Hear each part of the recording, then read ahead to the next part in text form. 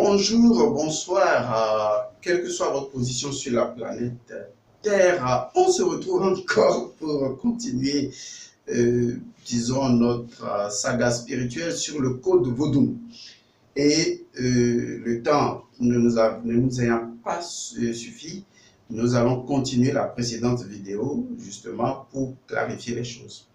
Et donc, nous étions sur le code Vodou, les menstrues, référence faite à la précédente vidéo. Nous avons démontré que les menstrues, c'est le sang, c'est le noun, mais une fonction particulière du noun, c'est la fonction cyclique du noun. Le cycle menstruel est donc la fonction cyclique du noun, appelée Nounet, qui est donc la déesse Nounet, et constituant ainsi le binôme Noun et Nounet. Mais, comme je l'ai dit tantôt, Noun n'est pas une divinité, mais peut devenir une divinité compte tenu de l'utilisation mythologique qu'on veut justement en faire. Bon, je pense qu'on s'est compris jusque-là. Nous avons donc expliqué le pouvoir des menstrues d'une certaine manière, même si ce n'est pas l'objectif de cette émission, c'est de tisser dans votre esprit une certaine, disons, pensée intuitive ou une certaine intuition, de tisser en vous SIA, c'est-à-dire l'intuition métaphysique, afin que vous puissiez énoncer le roux, c'est-à-dire le verbe. Je vais commencer à parler de cette manière pour que vous commenciez à être habitué à la situation. Alors, ce qui nous intéresse également, j'ai pensé à quelque chose de formidable. Nous avons fait la dernière fois une vidéo sur le mana. Vous vous rappelez, nous avons montré que justement le mana est en relation avec le noun, justement, et avec Imana. Et c'est justement la puissance magique, le principe capacitaire en relation avec la Heka, qui veut dire puissance. Regardez bizarrement le mot menstru. Vous voyez, on a toujours men. Vous voyez, on a toujours men, man. Vous voyez, men, on a toujours men. Vous voyez, où on a mens, d'accord, on a man.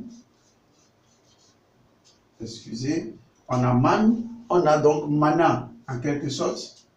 Voyez-vous, c'est ça. C'est parce que les menstrues constituent, pour ceux qui savent, qu'ils savent, oui, c'est vrai, ça peut être comme ça aussi. Pour ceux qui savent qu'ils savent, les menstrues constituent justement une zone de puissance magique.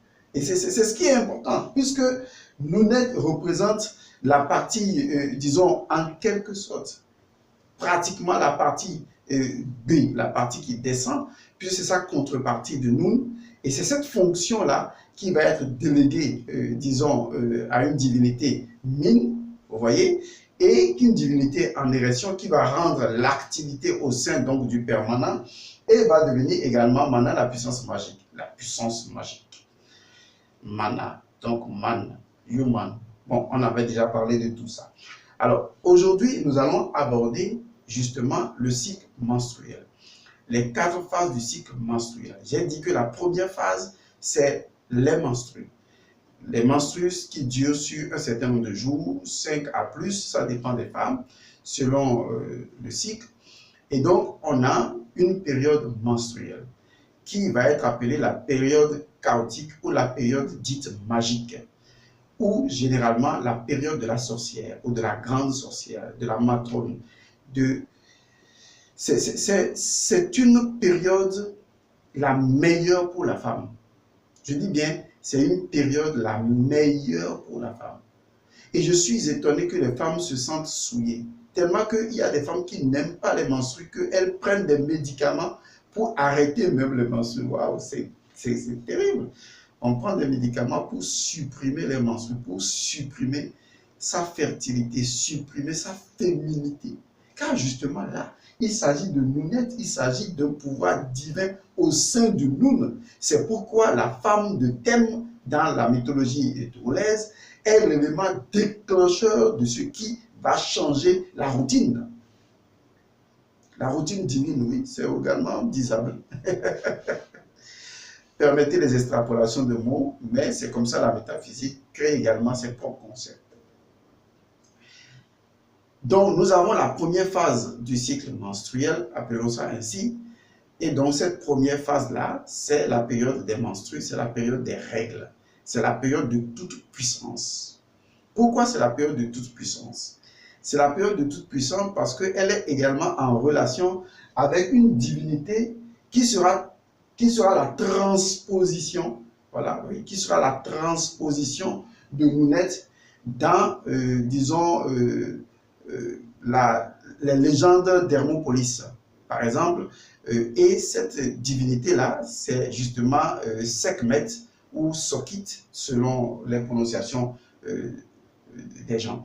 Et je vais vous révéler le secret lié au menstru à travers la légende africaine. Et vous allez voir que nos ancêtres ont caché les choses. Non, si je dis ça, je suis méchant. Non, les ancêtres n'ont pas caché les choses. Non, non, non, non, non, les ancêtres n'ont pas caché les choses, Godson. Il faut arrêter de dire ça. Hein? Il faut arrêter de dire ça. D'accord, Godson, arrête ça. Oui, c'est vrai, il arrive souvent que je me parle parce que je ne suis pas Godson. J'ai juste emprunté ce corps et ce nom pour agir temporairement. Donc, des fois, je parle à Godson pour qu'il comprenne qu'il doit arrêter de dire parfois des bêtises. Hein. Les ancêtres n'ont pas caché les choses. Hein, d'accord? Ils ont déposé les choses à ciel ouvert pour que les gens qui savent lire lisent. Parce qu'il faut un esprit qui possède la dimension de ces choses pour les lire. Mais ces choses n'ont jamais, jamais, jamais été cachées. Ces choses sont à ciel ouvert. Il y a un prophète dans la Bible, c'est Jésus, notre frère Jésus, qui dit que vous avez des yeux, mais vous ne voyez pas. C'est important de relever ça, oui. On a des yeux, mais vous ne voyez pas. C'est très important parce que les choses sont là tout autour de vous, mais vous ne voyez pas, vous refusez de les voir. Mais qu'est-ce qui crée ça? Eh bien, c'est le principe de survie. Vous préférez ce qui peut préserver votre confort, même si c'est un gros mensonge comme par exemple quelqu'un vous a lavé de ses péchés et que vous irez directement au ciel, alors qu'en fait, cette même légende du lavement des péchés est liée à cette mythologie de nous, puisqu'il s'agit d'une alchimie que vous devez pratiquer, à savoir le phénix doit plonger dans son propre sang pour renaître. Bon, à force d'aller et de revenir, on risque de s'éloigner du sujet parce que c'est à la fois fantastique, complexe. Pour nous, nous comprenons facilement parce que en tant qu'Africains, nous avons un cerveau holistique, un cerveau circulaire. On peut embrasser plusieurs vérités à la fois, sauter comme un papillon d'une vérité à une autre, tout en voyant le lien entre toutes choses. Mais vous avez évolué avec la pensée, l'esprit occidental. Donc, tout ce que je peux dire parfois peut ressembler à de la confusion tant que vous n'avez pas la pensée de nous. C'est-à-dire tant que vous ne saisissez pas les choses comme l'Ouroboros l'aurait fait, en voyant que même dans un apparent désordre, il y a un ordre parfait. Okay. Alors, revenons donc à la divinité Sekhmet, qui en réalité, dans les légendes égyptiennes, n'a fait que jouer l'un des rôles de Nounet, dans une certaine mesure. Je vous lis la légende et vous allez voir. Une légende que, comme je l'ai dit la dernière fois, quelqu'un m'a envoyé par WhatsApp et j'ai partagé la légende avec vous. Il y a une autre légende qui est reliée donc à ce que je voulais donc vous enseigner. Alors, allons-y.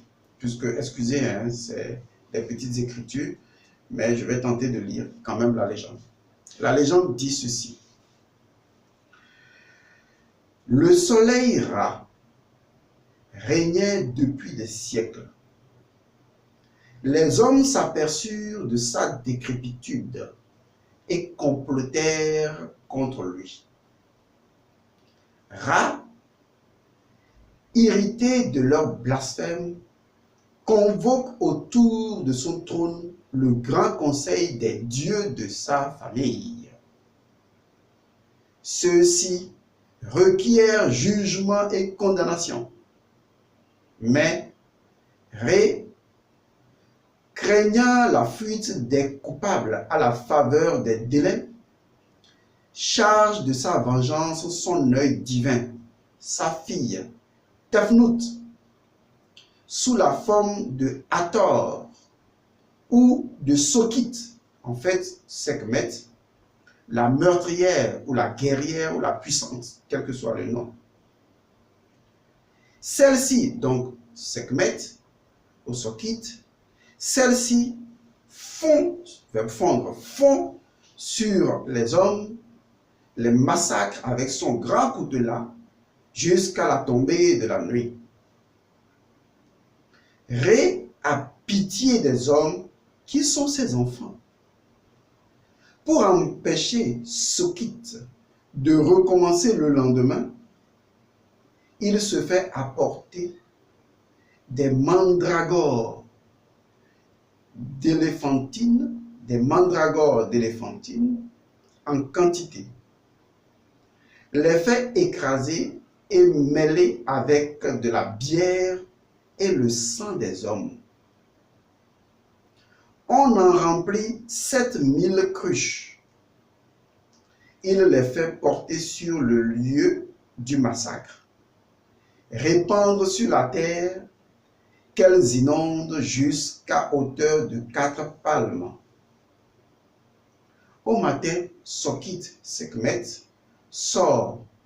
Elle s'enivre.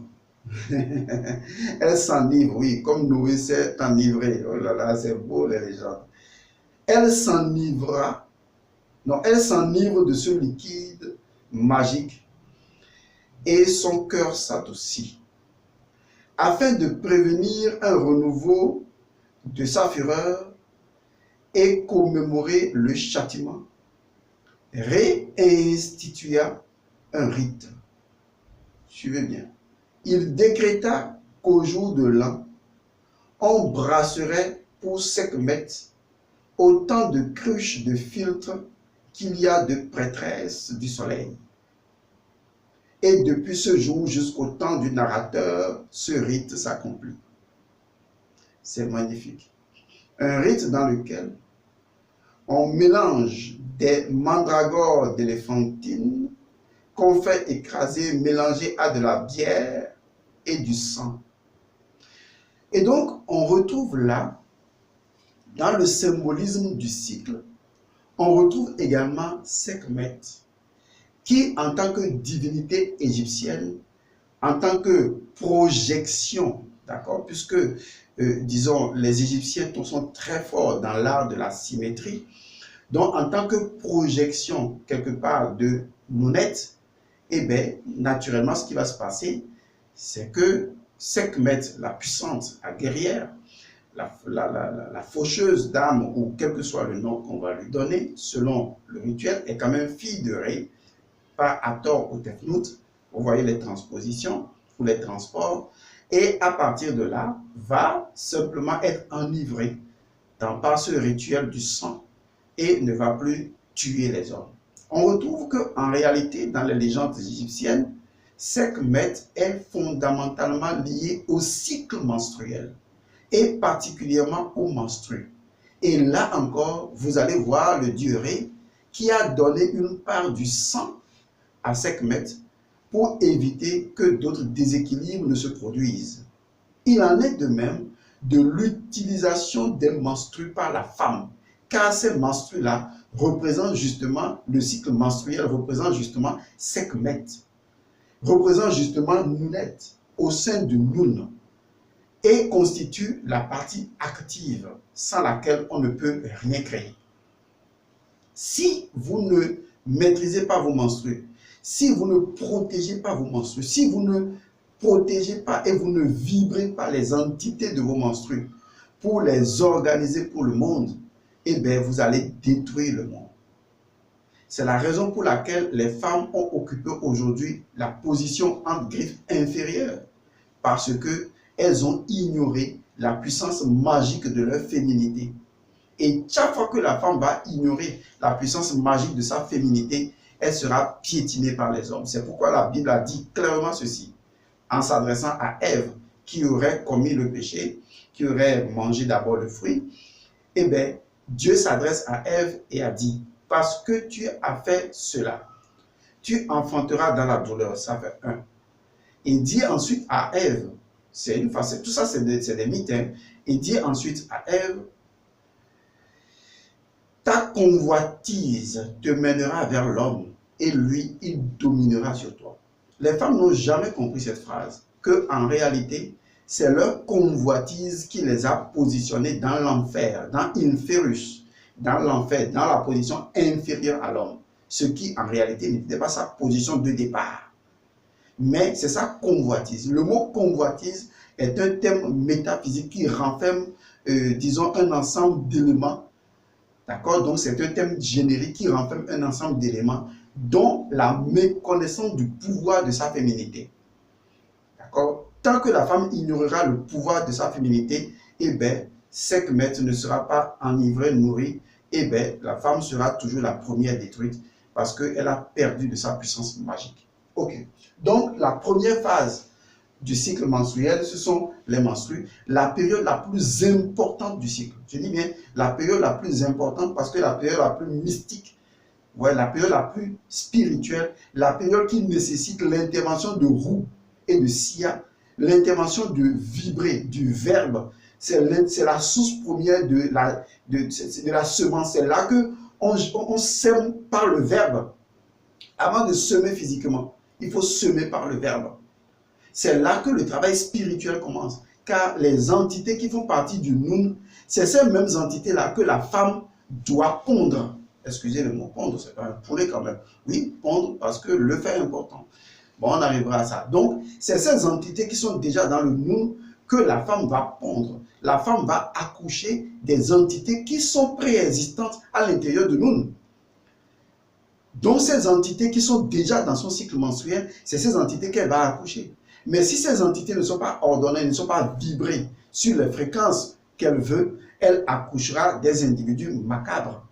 Car les âmes sont toutes endormies dans le Noun, dans les menstrues, et doivent émerger sur une butte, oui, la butte de Atum. Puisque Atum a émergé du Noun sur une petite colline, sur une butte. Et ça, c'est la deuxième phase du cycle menstruel. C'est la phase pré-ovulatoire. C'est la phase avant l'ovulation. Donc, il y a la phase menstruelle. Après la phase post-menstruelle ou la phase pré-ovulatoire, c'est la phase de préparation. C'est cette phase-là qui est appelée la phase de la butte de Atum. C'est-à-dire, c'est la phase qui a permis l'émergence de la butte au sein du Noun. C'est une phase de préparation à la naissance. Et ce cycle-là est à l'intérieur du Noun. Donc, le Noun possède son propre cycle. D'accord? Le cycle des menstrues ou le cycle du menstru lui-même, des menstrues ou le cycle menstruel d'abord. Ensuite, le cycle pré-ovulatoire, qui est une période précise de la préparation, donc de la sortie de la butte sur laquelle Atum va se positionner. Et la troisième phase, c'est la naissance ou l'auto-naissance de Atum. Atum qui monte sur la butte, qui s'est auto-éveillé, qui est né de lui-même, c'est la période ovulatoire. Vous voyez, c'est la période ovulatoire. Et cette période ovulatoire est très marquante dans les légendes africaines, puisque on raconte que pour pouvoir, disons, émerger l'unéade, c'est-à-dire les 9, Atum va faire quoi? Atum va se masturber. Donc, Atum va prendre sa main pour se masturber, d'accord, recueillir le liquide, c'est-à-dire sa semence, l'avaler, et après l'avoir avalé, va cracher Chou et Tefnout. C'est aussi simple que ça. Ça veut dire que, disons, Atum possède également sa partie femelle, mais qui est à l'intérieur. C'est ça qui va expliquer le mystère du rôle même de la femme, que je vous promets que je viendrai là-dessus. Donc, dans la légende liée à Atum, il est raconté que Atum a fait avec sa main ce que on fait comme pour enfanter, donc va se masturber, recueillir le liquide, va l'avaler et ensuite va cracher la divinité et Chou et Tefnout. C'est comme ça que ces deux divinités sont venues par Atum, qui représente Atum et son propre et son opposé en quelque sorte. Donc voilà un peu ce qu'il faut saisir de la chose. Donc cette période-là où Atum, qui est la période ovulatoire ou de fécondation, où Atum que Atum a émergé sur la butte, d'accord, va générer, n'est-ce pas, enfin, va d'abord pratiquer sa masturbation, c'est la période ovulatoire.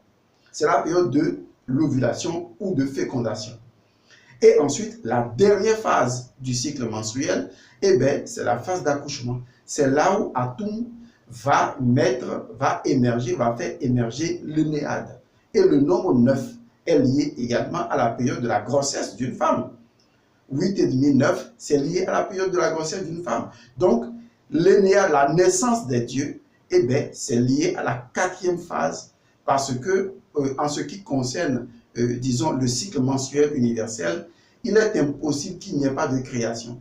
Ce n'est pas comme chez nous, les hommes, où on ne veut pas faire d'enfants, donc on n'a pas de rapport, et donc on ne fait pas d'enfants, et le cycle recommence.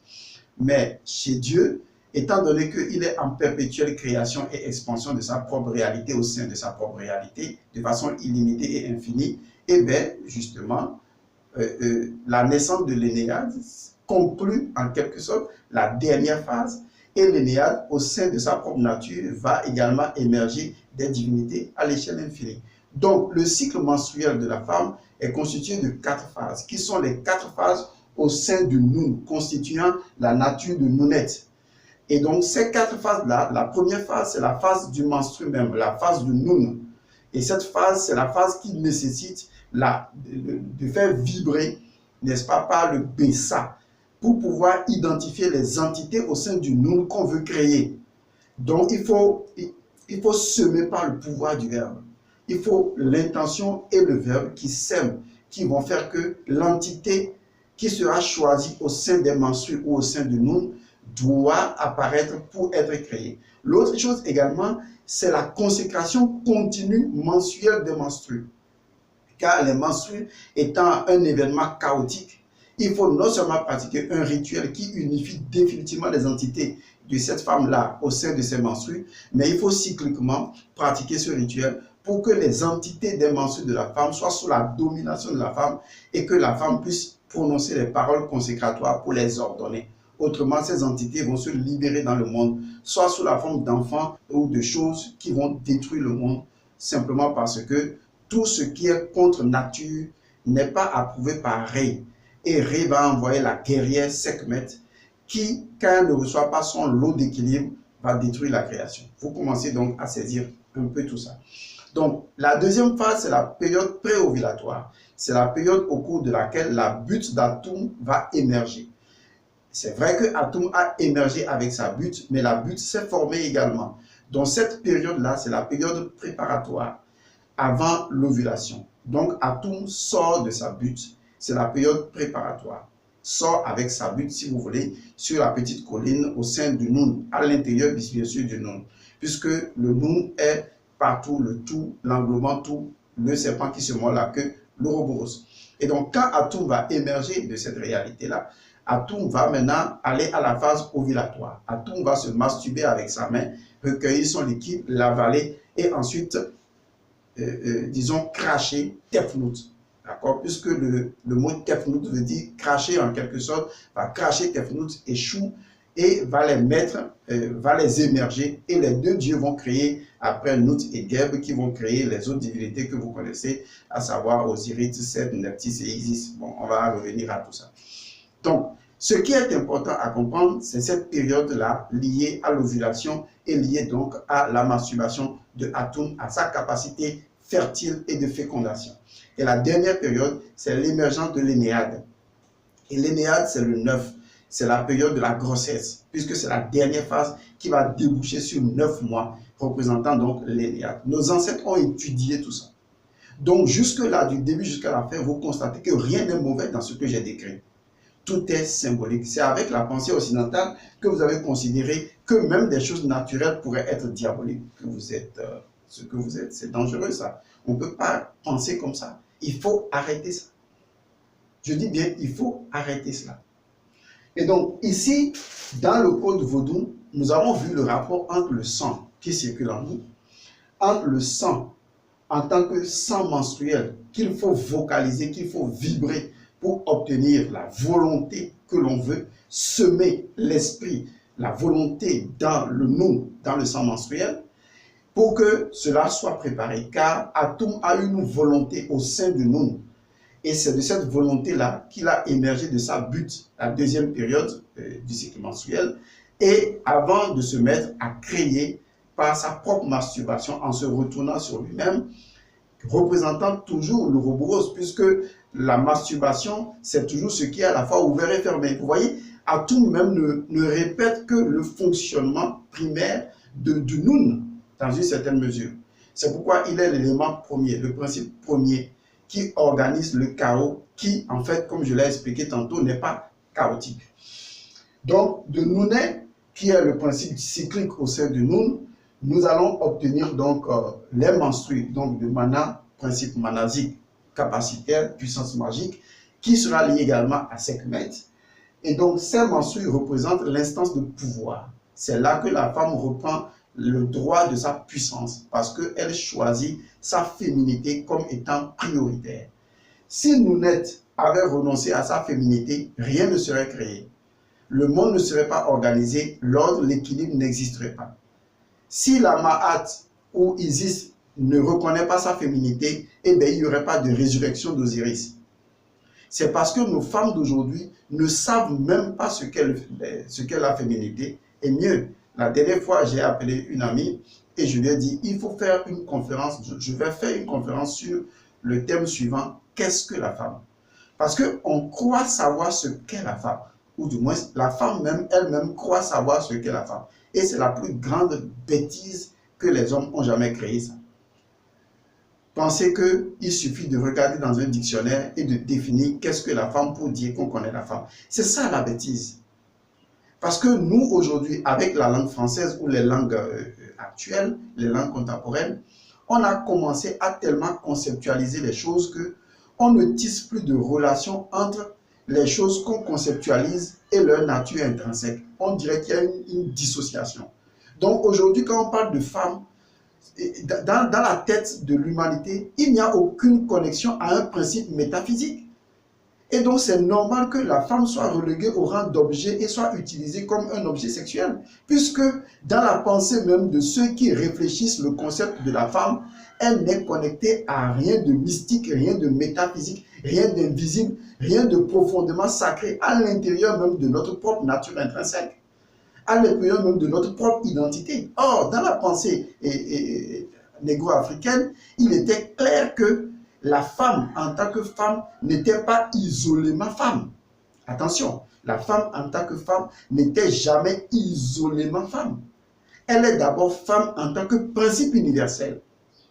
Et c'est ce qui est enseigné, c'est ce qui était enseigné, et c'est ce qui faisait d'elle non seulement la mère de Dieu, la mère du monde, c'est pas la Vierge Marie, non, même ma mère à moi, la mère de Helmut Godson, est la mère de Dieu, la mère du monde. Ça, c'est symbolique, c'est métaphorique, parce que ça nous permet de nous connecter à l'essence même de la femme au sein de nous, avant ces ultérieures représentations sous forme de divinité de l'Ogdoad ou de l'Énéade ou de toute autre forme de légende et mythe de l'Antique Égypte. La question revient, qu'est-ce que la femme? Sinon, la plupart du temps, nous partons tous sur un facteur de confusion. Je reviens souvent sur ça. Le facteur de confusion, c'est un élément sur lequel on croit que tout le monde sait de quoi il s'agit et on parle de cet élément sans le clarifier et on veut comprendre les autres éléments ultérieurs. Tout le monde part du principe qu'on sait ce qu'est la femme. Et donc, du coup, on élabore des projets, on élabore des programmes au nom de la femme. Parce que tout le monde part du principe qu'on sait ce qu'est la femme. Parce qu'une simple définition conceptuelle nous a déjà configuré la femme. Quand vous prenez l'eau, vous dites que l'eau c'est quoi? L'eau égale H2O. Vous avez défini l'eau, vous croyez? Non, ça c'est une expression, mais ça ne dit pas ce qu'est l'eau. Ça ne dit pas ce qu'est l'identité intrinsèque de l'eau, si je vais me répéter ainsi. Et c'est sur ce même facteur de confusion que nous partons tous sur le fait qu'on sait ce qu'est la femme et on lui élabore des programmes. Et ces programmes ne marchent pas. Ces programmes ne marcheront jamais parce que ces programmes n'ont aucun lien mystique, n'ont aucun lien profond. Ces programmes ne définissent pas ou ne traduisent pas, d'accord, la pensée métaphorique d'abord de la représentativité mystique de la femme avant même qu'on ne puisse arriver à cerner un tant soit peu sa dynamique matérielle. Tant que nous perdons la connexion avec ce symbole au sein du Nun, comme le dieu soleil l'a demandé à Thème, il faut toujours mettre une goutte de sang dans la gourde. C'est ma part. Tant que nous perdons cette part de Dieu qui doit être dans toutes nos conceptions, dans toute notre vie, eh bien, nous allons toujours créer le chaos.